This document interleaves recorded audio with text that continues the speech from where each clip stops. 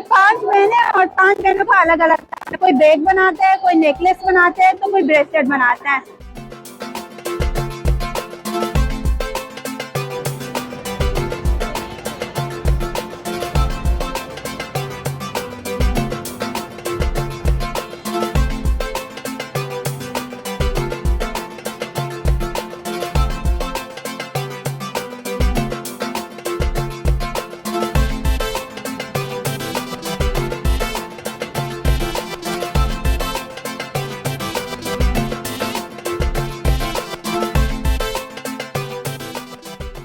हम ऐसे online business नहीं करते, हम सिर्फ एग्जीबिशन पे स्टॉल लगाते हैं।